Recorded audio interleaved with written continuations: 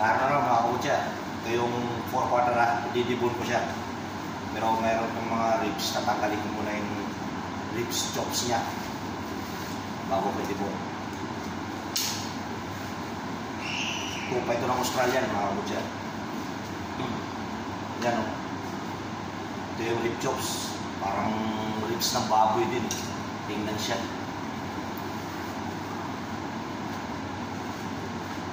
Parang ano, nagtatanggal ka ng palaypay sa baboy. Kita niyo to.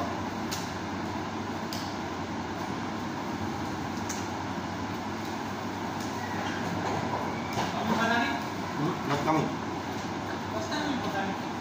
30, not 40. Patani cheating. Will 40? Yes. 40. What time of 40 now? 43. Cheating, Patani. You're doing a bit my body. Boneless, there was one. This one big piece, make a barbecue. Okay, then we have the last piece, one biryani.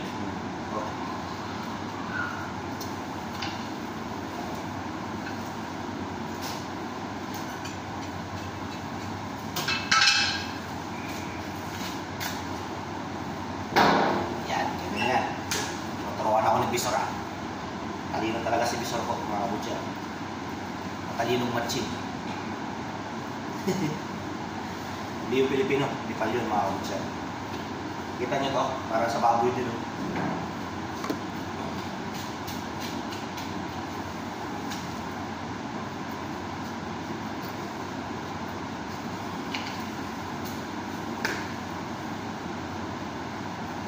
sa baboy, dinidukot lang ito sa amin, binabali rin. Yan. Yan ang mga basic dito sa amin kasi pan-display lang namin yan. Yan ang palaypay. Tapos natanggalin natin yung buto nito.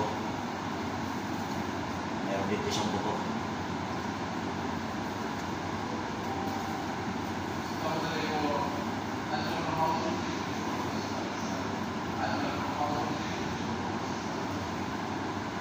Parang pusa o bias sa baboy.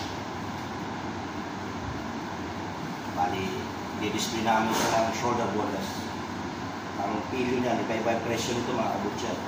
Pag sa may buto, walang buto, iba rin yung presyo niya.